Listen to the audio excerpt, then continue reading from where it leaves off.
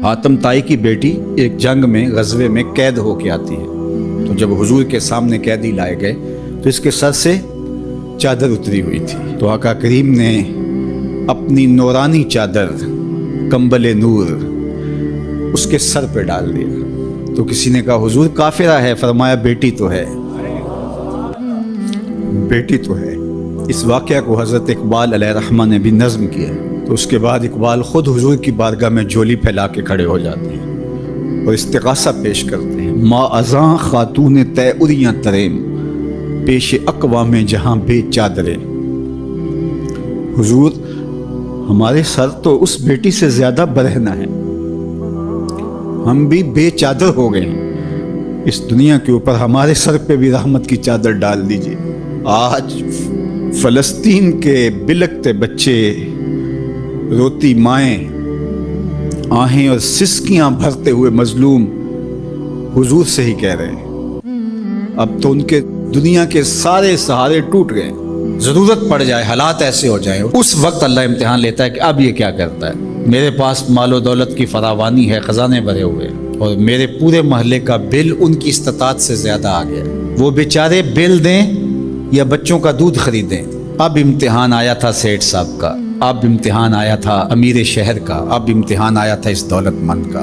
इमाम शाफी फरमाते हैं नक्स अमवाल का मफहूम ये है, अल्लाह अब परखता है कि अब ये तिजोरियाँ खोलता है या अब ये मौके से फ़ायदा हासिल करके मज़ीद दौलत इकट्ठी करता है। जब दौलत ऊपर से भी आ रही हो और बंदा आगे भी खर्च कर रहा हो, वो इम्तिहान नहीं होता, इसलिए कि ऊपर से भी आ रही होती है और बंदा आगे से भी खर्च कर रहा होता है। जब दरवाजे ऊपर से बंद हो जाएं, हालात इस तरह के हो जाएं, अब अगर वो खर्च करेगा तो अब नक्स अमवाल का अंदेशा है। तो कहा ये था इम्तिहान। अल्लाह देखता है कि इस इम्तिहान में कौन पूरा निकलता है। ये अल्लाह आजमाता है। इस वक्त आजमाइश है अमीरों की, गरीबों की तो है ही है।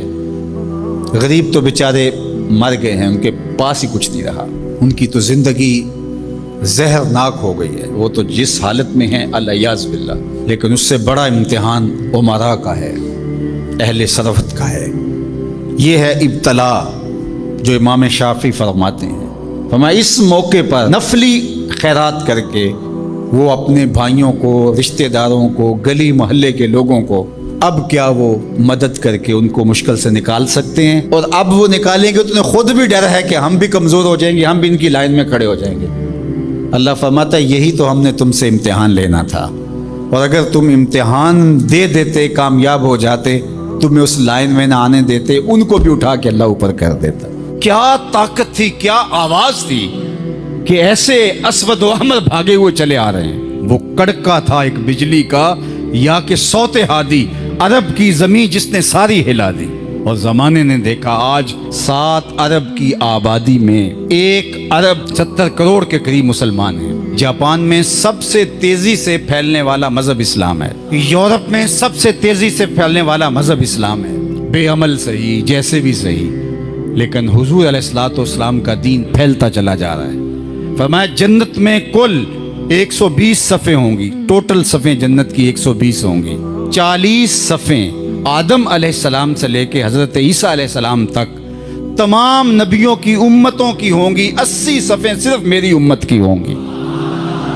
यह है हुजूर अलैहिस्सलाम के पैगाम की आफाकियत। जिधर देखो हुजूर के दीवाने दिखाई देते हैं। अल्लाह हमें तौफीक अमल दे। अगर हम सच्चे, खरे, सीधे, दो टोक मुसलमान बन जाएं तो पूरी कायनात हमारे कदमों तले है, इसलिए कि हम मोहम्मद अरबी के गुलाम हैं। हुजूर की वजह से कुफर मिटा और हुजूर की जिम्मेदारियों में शामिल इस्लाम का गलबा करना। वल्लज़ी अरसला रसूलहु बिल हुदा व दीनिल हक़ लियुज़हिरहु अलद्दीन कुल्लिह। हुजूर अलैहिस्सलाम के दीन को तमाम अदियान पर गालिब करना हुजूर अलैहिस्सलाम का दिया हुआ दीन और पैगाम है। और क़ुर्ब क़यामत में उतनी देर तक क़यामत नहीं आएगी जब तक पूरी दुनिया पर इस्लाम नहीं फैल जाएगा। पूरी दुनिया पर इस्लाम नहीं फैल जाएगा।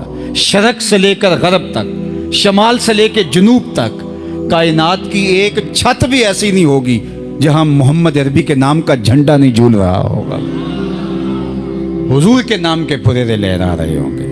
ये अल्लाह के महबूब की अजमत है। कुफर मिट जाएगा और ہر طرف اسلام کا بول بالا ہوگا. خلیفۃ المسلمین حضرت امام مہدی کی خلافت علی منہاج النبوہ قائم ہوگی، اسی طریقے پہ قائم ہوگی. حضرت عیسیٰ علیہ السلام کے انفاس کی مہک سے دجال پگھلتا چلا جائے گا، اور حضور کے دیوانے آگے بڑھ بڑھ کے اسلام کے جھنڈے گاڑتے چلے جائیں گے، اور پوری کائنات کے اندر پھریرے حضور کے ہوں گے. تو فرمایا انا الماہی، میں ماہی ہوں. اللہ اکبر.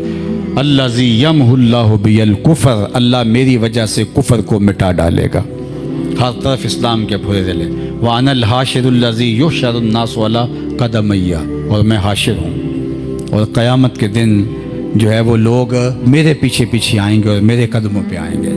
فرمایا سب سے پہلے میری قبر کشادہ ہوگی، اور پھر ابو بکر کی قبر، پھر حضرت عمر کی قبر. دائیں ہاتھ میں ابو بکر کا ہاتھ ہوگا، بائیں ہاتھ میں عمر کا ہاتھ ہوگا. ہاکذا نبعث یوم القیامہ، فرمایا قیامت کے دن ہم قبروں سے ایسے ہی اٹھیں گے. اللہ اکبر. کیا شان ہوگی، کیا عظمت ہوگی، کیا رفتوں کے پھریرے ہوں گے. اور پھر حضور حشر میں آئیں گے. اللہ اکبر. پھر حشر میں حضور کا آنا، اور پھر لوگوں کی پناہ بننا، لوگوں کے لیے امان بننا. پیش حق مجدہ شفاعت کا سناتے جائیں گے، آپ روتے جائیں گے، ہم کو ہنساتے جائیں گے. وسعتیں دی ہیں خدا نے دامن محبوب کو، جرم کھلتے جائیں گے اور وہ چھپاتے جائیں گے. وَأَنَا الْعَاقِبُ الَّذِي لَيْسَ بَعْدَهُ نَبِيٌّ، اور میں عاقب ہوں. عاقب، اور عاقب وہ ہوتا ہے جس کے بعد کوئی نبی نہیں ہوتا. پس خدا بر ما شریعت ختم کر، بر رسول ما رسالت ختم کر. اللہ نے حضور کے بعد نبوت کا دروازہ بند کر دیا. اب کسی نبی کے آنے کی ضرورت نہیں. تمام انبیاء کی صفات کے جامع حضور علیہ السلام کی ذات ستودہ صفات ہیں. حسن یوسف دم عیسیٰ ید بیضا داری، آنچ خوباں ہما دارند تو تنہا داری. جو مختلف انبیاء کے اندر کمالات موجود ہیں، وہ سارے ایک پیکر میں دیکھنے ہو تو محمد عربی کی چوکھٹ پہ آ جاؤ. یہاں تمہیں کمال بھی نظر آئے گا، جمال بھی نظر آئے گا، جود و نوال بھی نظر آئے گا. یہاں حسن بھی نظر آئے گا، حلم بھی نظر آئے گا، علم بھی نظر آئے گا، شان و شوکت بھی نظر آئے گی، رحمت بھی نظر آئے گی. اور یہاں ہاتھ میں تلوار پکڑے نبی جہاد فرماتا ہوا بھی دکھائی دے گا. ساری شانیں ایک پیکر کے اندر، ایک وجود کے اندر جو ہے وہ جمع کر دی گئی.